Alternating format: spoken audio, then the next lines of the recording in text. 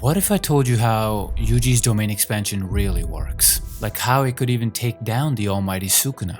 Even though Yuji's domain expansion looks like a literal walk in the park. No joke, literally a stroll through the park. Or is it possible Kenjaku might make another comeback from the dead? I'm here to break down 10 unresolved mysteries in Jujutsu Kaisen.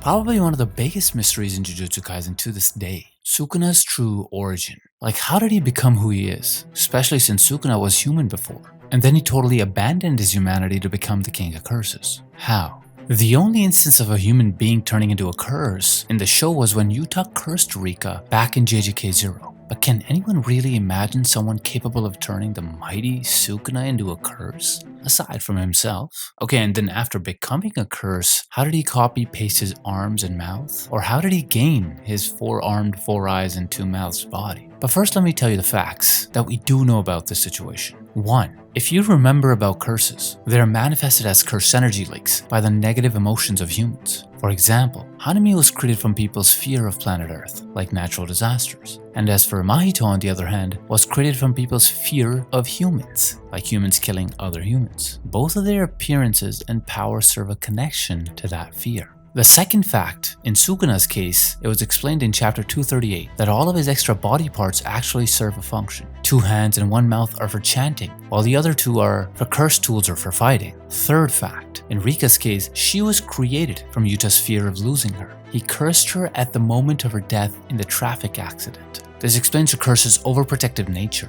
and constant expression of love for Yuta. Based on these examples, it's possible that Sukuna became a curse because of the fear surrounding him. His nature of killing everyone regardless of how strong his opponents were created a stronger fear in those who saw his power every time. But also speaking about body parts, what do you think actually made Sukuna want to split his soul into 20 fingers? That's still a mystery too. In chapter 228, it said with Kenjaku's help, Sukuna was able to split his soul into 20 cursed objects, that even after Sukuna's death, his soul could survive for 1,000 years. According to chapter 158, Kenjaku had already made a contract with Sukuna in the past to participate in the culling games. No wonder Yuji automatically became a player when he hadn't even entered the barrier. And knowing Sukuna's love for killing, Sukuna may have agreed to split his soul so he could kill more after his death. That's why he probably accepted Kenjaku's offer to participate in the culling games. Speaking of the culling games, why was he also called the Fallen by the Angel? One theory suggests that Sukuna might have once been part of Angel's clan and killed their leader, which led him to being named the Fallen One. And the only evidence connecting the Angel and Sukuna appears in chapter 238, where he killed her in the past during the Heian era, along with the 5 Void Generals and other elite sorcerers. The Angel later became an incarnated sorcerer, sharing a body with Hanakurusu during the culling games, seeking to avenge the deaths that happened before. This also has a biblical connection, similar to how the Archangel Michael defeated Lucifer, who then fell from heaven. That also explains Sukuna's back tattoos, which look like torn wings. After the culling games and Sukuna's defeat, what's next for him? Sukuna is basically dead now, with his remains stashed away in some vault, heavily guarded by the sorcerers. Sukuna also has no chance of ever coming back because Yuji mentioned that he had tossed away his ring and pinky fingers, which contained Sukuna and his curse technique before. But now with Sukuna's soul moving on, Yuji treats his fingers as talismans. And as for soul, after Yuji pulled off that epic Talk no Jutsu domain expansion, Sukuna admitted he acted out of revenge. He'd been treated like trash his whole life, fueling all that rage, as Mahito revealed. Sukuna also mentioned he could have walked different paths, either with Yorozu or Uraume, basically hinting that his life might have gone a whole other way depending on those relationships.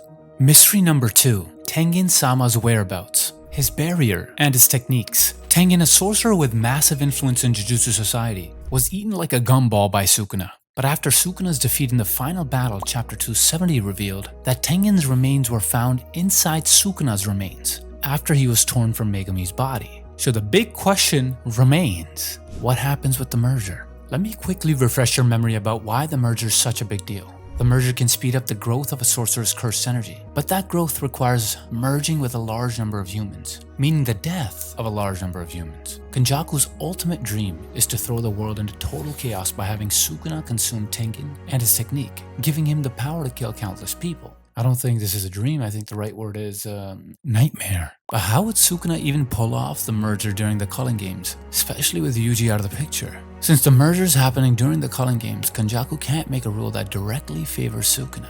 Instead, he would have to create a separate rule for Sukuna's current vessel, Megami, giving Sukuna full control to use the merger through him. I can just imagine a ball of humans like some gore film. So what happens to the merger now? Where did it go? After the final battle with Sukuna, even though Tengen's remains were removed, it's possible that Megami might still have the power of the merger, and could even transform into a human ball himself, just like Yuji showed in the manga. Even after Sukuna left his body during their final battle, Yuji was still able to use Dismantle, one of Sukuna's curse techniques. But wouldn't that also mean Megami could use Tengen's barrier techniques? Isn't it possible? I think so. After all, the only sorcerer we've seen who can use someone else's curse technique is Yuji Todori. In Megami's case, when Sukuna was punched out of his body, it's possible that Megami learned how to use Tengen's techniques. Just like Yuji with Sukuna's Dismantle, Megami would need to figure out how to control these techniques. Once he does, he could activate the barrier and use Tengen's other techniques. Which brings up the big question, where the heck is Tengen? Or more specifically, where is his soul? In chapter 270, it's said that Tengen's remains and his curse technique were left with Sukuna. They even stashed Sukuna's remains in a hidden barriered cave to keep the main barrier in Japan up for now. So we know where his physical remains are. But what about his soul?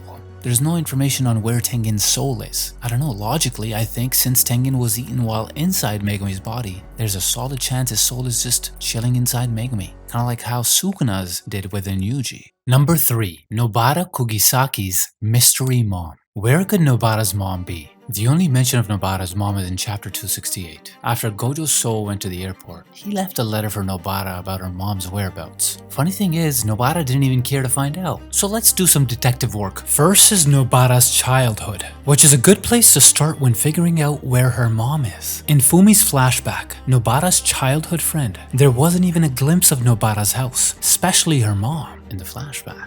It's like she went out to get some milk and never came back.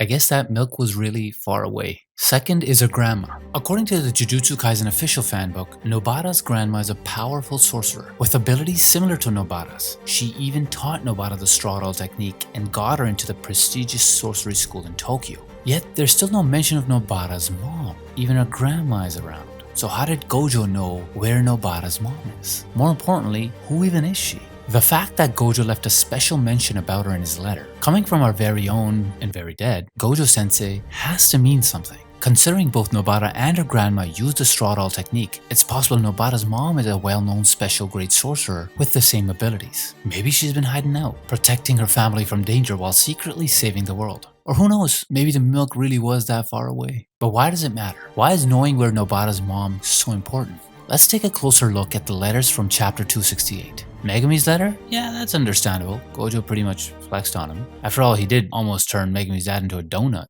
High ace. But for Gojo to know where Nobara's mom is, doesn't that suggest she's deeply involved in the Jujutsu society? She might even hold a high-ranking position? Mystery number 4. Speaking of parents, where were Yuji's parents in his life? Not much has been revealed about Yuji's parents. Heck, they only show up in a few panels throughout the entire manga. So let's take a closer look at those panels to figure out what's going on with Yuji's parents. In chapter 143, Jin Itadori is seen holding baby Yuji, while Kaori appears with stitches on her head. Since Gramps told Jin to leave Kaori, it's clear he already knew she was dead. The stitches suggest that Kenjaku had taken over her body. Then in chapter 257, Sukuna revealed that Jin was the reincarnation of his twin. Sukuna casually told Uraume that he ate his twin just because the bro was hungry. Which when you think about it makes Yuji kind of the love child of Kenjaku and Sukuna's twin. Did Jin even know Kenjaku was controlling Kaori's body? Was he just blind to the truth? Plus it was originally Kenjaku's plan for Yuji to be Sukuna's vessel. So could Jin have been in on it? Was he conspiring with Kenjaku the whole time or in any way? That's probably why Gramps wanted to tell Yuji about his parents in the first chapter. It's clear Yuji didn't know them, and honestly he didn't seem interested in finding out. I guess what's with kids these days and they're just hating their parents? So where could they be now? First off, we know where Kaori is. She dead. Kenjaku, well he ended up as a floating ghetto head with a sword in it, so yeah, he dead. But what about Jin? There's no information on where he is or what happened to him. Since he stayed with Kaori, or more accurately, Kaori hijacked by Kenjaku, it's possible he died too. Or maybe he escaped to some promised Neverland. Maybe Gramps knew where Jin was and was about to tell Yuji. Did Jin go into hiding on some remote island? Did he run off to buy milk? Or better yet, did he run away with Nobara's mom? Ooh, the drama. Mystery number 5. When did the culling games even start? And more importantly, what happened to the culling games after Sukuna got defeated? Before we get into what happened after Sukuna's defeat, let's first dive into just how brutal the culling games were and what they're really for, so you can understand why they started. The culling game is actually a ritual for the merger. I mean, what better way to farm curse energy than through all the negative emotions stirred up by violence, betrayal, and dark events? No wonder the culling game rules prioritize killing, making most of the rules nearly impossible to counter. That is until Megumi and Yuji found some loopholes because they're such good citizens. But here's the thing, it's never been super clear how the culling games even started. Kenjaku kept the culling game going by using idol transfiguration ever since the Heian era. His grand plan must have been in motion for 1,000 years. So what happens to the culling game now, after the battle? Considering the rules, especially Rule 14, which says the culling game will end if all players die except Suguru Geto, Megumi Fushiguro, and Shiori Hime, it's possible the Jujutsu sorcerers took control and defeated the curse running the game. Even though Kenjaku is dead, the barriers around the culling game are still active, and a lot of players are still alive. Another theory? Maybe a bunch of players reached 100 points and just kept adding rules and loopholes, making it impossible for the culling games to even continue. Mystery number 6. Uraume's true origin and their disappearance after the battle. Uraume, ever loyal, always ready to take massive risks for Sukuna. Uraume even prepared his bath, filled with crushed and strained curses, to help him fully control Megumi's body. But what's in it for Uraume in all of this? Why are they so loyal to Sukuna, the king of curses who would snap them like a toothpick?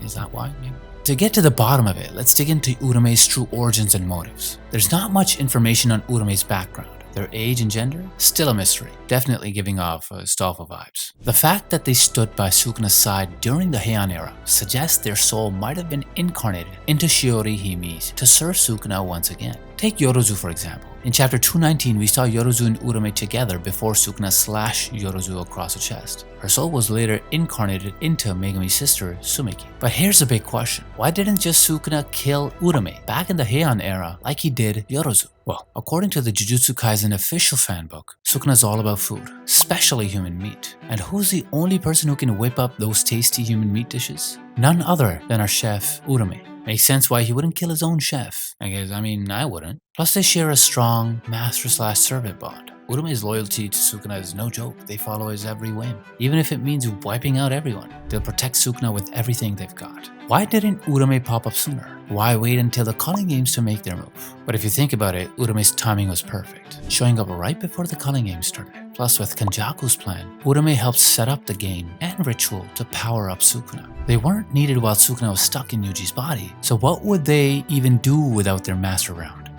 Given Uraume's hardcore loyalty to Sukuna, even after he was defeated, they went down with him too. But here's a real mystery. Why did Uraume turn into ice dust when Sukuna died? They were still in the middle of a fight with Hakari, and then poof, gone. I think their connection to Sukuna runs way deeper than we realize. One theory is that Uraume had a binding vow with Sukuna. Once he died, their purpose was over too. So when Sukuna died, Uraume turned into sparkles. Mission accomplished. It is kind of disappointing though. The fight with Hakari was too damn epic, man. It just ended in a draw when Uraume said Sukuna was dead. I know you wanted to see the rest of that fight. Don't even deny it, because I did. What I do know for sure is that Uraume chose to disappear once Sukuna was gone. It's like they had already given their life to Sukuna. Total samurai level commitment, alright? Mystery number 7. Kenjaku's original body and true origin. Kenjaku, the body-hopping ancient sorcerer, has been transplanting his brain into countless humans to control them for thousands of years. Which makes me wonder, what happened to his original body? Was he a human turned curse? Or has he always been a cursed spirit? And what kind of negative emotion twisted him into this? Heck, we don't even know his original gender. So let's do some digging on the wonders of his true origin. So where is his original body? There's barely any info about Kenjaku's past, especially about his original body, not even a few flashback panels. Honestly, at this point, I doubt Kenjaku even remembers his own body, like it's been 1,000 years. I mean, you can't even remember what you ate for breakfast yesterday. But the big question is, was Kenjaku originally a human who turned into a curse? Or has he always been a floating brain curse? That's a huge piece of the puzzle when it comes to understanding his true origin. And to break it down, what even is the difference between a cursed spirit versus human turned curse? Cursed spirits take all kinds of forms, based on the fear that creates them, like Hanami, who looks like a forest spirit, with branches sticking out of his eyes. Humans, on the other hand, are just humans. When they turn into a cursed spirit, it's examples like what we saw with Rika and Sukuna. For Rika, she turned into a cursed spirit because of Yuta. She embodied Yuta's fear of death in that traffic accident. But for Sukuna, he likely became the embodiment of people's fear of his power to kill everyone. He's almost like a natural disaster if you think about it. According to the Jujutsu Kaisen official fanbook, he was originally a human sorcerer and even remembers his life before turning into a curse. Now, either of these theories could be true, but honestly there's no solid information on this. Which brings me to this. What kind of negative emotion turned Kenjaku into a curse? I think Kenjaku could be the embodiment of the fear of chaos. And what better way to create massive chaos than through cursed energy while manipulating cursed energy, which is, seen in his infamous plan, the merger, carried out through the culling games. So the question is, what's the real answer to Kenjaku's true origin? Mystery number 8, the Gojo clan, and the fate of the big 3 clans. Who even is in the Gojo clan? Satoru Gojo was known as the strongest sorcerer of the modern era, and strangely enough seemed to be the only visible member of the Gojo clan. That alone says a lot about how powerful the clan must be. I mean, surprisingly, there's very little information about his family or the clan's history, despite the power they hold. So what secrets are lurking in the shadows of the Gojo family, and why haven't they been explored more? The only real mention of the Gojo clan is in chapter 93, where it's explained that the Gojo family is basically a one-man show led by Satoru Gojo, thanks to his shadow-like power. With both the limitless technique and six eyes, it's like Gojo carries the entire weight of his clan. Not just because of his insanely OP Jujutsu techniques, but also because of his family's political influence, which is just as strong. One example, chapter 2, where Gojo convinces the higher-ups not to execute Yuji after he ate Sukuna's finger. This makes Satoru Gojo the de facto head of the clan, leaving the rest of his family in the shadows. No wonder we haven't seen much of the other Gojo clan members, as Satoru already took out of the light. It's almost like the rest of the clan became useless simply because of Satoru's existence. Now that Gojo is dead and all the big 3 clans are almost wiped out after Sukuna's final battle, what's next for the clans? For the Zennin clan, Maki literally turned the clan's house into battle royale, and now there's 2 survivors, Megumi Fushiguro and Maki Zennin. Can there really be a clan with 2 people? Is that a clan or is that a friendship? As for the Kamo clan, even though Kenjaku is presumably dead, I doubt Noritoshi will take up the role of the 25th head of the clan. Noritoshi chose to escape the country with his mom as shown in chapter 244. So if the Kamo clan wants to keep their family line alive, they'll need to find another male heir. So here's what I think is going to happen with the Gojo clan. There's so little info about them, and they didn't even help out during the Shibuya incident or the culling games. I think now that Satoru Gojo died, especially in his battle with Sukuna, maybe some of the other Gojo clan members will finally step out of the shadows. Some of them might even have the limitless technique and could take over Satoru's role as a teacher, but in reality, it is all still a mystery. Mystery number 9. What even is Yuji's domain expansion? Yuji only had a month of training, and by chapter 258 he could already use simple domain. But all Yuji got were lectures on domain expansion, never any real practice. Then in chapter 264, Sukuna had just used his reverse curse technique to regenerate his limbs and time was running out for Yuji. Yuji needed to pull off a domain expansion to get a short hit on Sukuna, fast. The problem? How come his domain expansion ended up looking like a slice of life manga? No fights, just Yuji and Sukuna wandering around town. What's up with that? To really get what was going on with Yuji's domain expansion, let's first break down what a domain expansion is and figure out why Yuji's felt more like a casual walk than an epic fight. Domain expansion is like putting your opponent in a space where your powers are absolute. Best example, Sukuna's Malevolent Shrine. It's like being trapped in a space where Sukuna's curse techniques go wild, cutting down everything in his path. It's the peak of Sukuna's curse technique. If Sukuna's domain is all about destruction, then what does that mean for Yuji's domain? What's the pinnacle of his curse technique? I think the pinnacle of Yuji's technique, heck, even his whole character, is his understanding of the value of life and what it means to have a proper death. At that moment, Yuji wasn't just trying to defeat Sukuna, he wanted Sukuna to see and realize that every life, no matter how small or insignificant, has value. Life doesn't need to be grand to deserve a proper death. This is something Yuji's been obsessed with since chapter 1. Yuji wasn't just trying to kill Sukuna, he wanted him to recognize the importance of life and to stop the endless killing. Yuji even gave Sukuna a chance to live within his body, knowing he could still defeat him if it came to that. Was that the reason why his domain expansion looked so safe and wholesome? I mean, there isn't anything on why Yuji's domain appeared so homey and quiet, especially since it was his first time using one. The only answer I can think of is that his domain wasn't designed to harm anyone. Yuji wanted Sukuna to return to his body and free Megumi. It's almost like his domain was tailored specifically for Sukuna, creating a space to connect on a deeper level rather than just fight. With Nobara making her surprise comeback, it raises a question for mystery number 10. Will Kenjaku also have a sudden return from the dead? Honestly, I wouldn't be shocked if he did. After all, throughout the thousands of years Kenjaku's been around, it's hard to imagine he hasn't died a few times already. But bro kept coming back. A perfect example is in chapter 249, where Kenjaku's nothing but a floating head with Yuta sword stuck in his brain, yet he's still talking like it's no big deal. Here's the kicker. There's no info confirming that Kenjaku's brain was ever actually dealt with. The only thing we know is that Ieri kinda regrets not taking better care of Geto's body in chapter 270. So where is Geto's body? Does this mean Kenjaku could pull off yet another chaotic comeback? There's a slight hint in chapter 270, or talk about his scene, talking to his new partner. The outline of his partner's hair looks strangely familiar, kinda like Geto's body. Could this new partner actually be Kenjaku? Another theory is that maybe Takaba's new partner is just a manifestation of his curse technique. After all, Kenjaku as a partner would be pretty funny to him, but based on their interaction, Takaba seemed super serious about their act, leaving no room for his curse technique to activate. But I really think it's possible that Takaba's new partner is a real Kenjaku. Kenjaku loved their comedic skit before he got his head sliced off, and it'd be so like him to stick around for more chaos. Or who knows? He's found a new passion. Kenjaku's curse technique, being a brain that hops between bodies, made him super deadly for thousands of years. But like in reality, he's got one of the weakest curse techniques.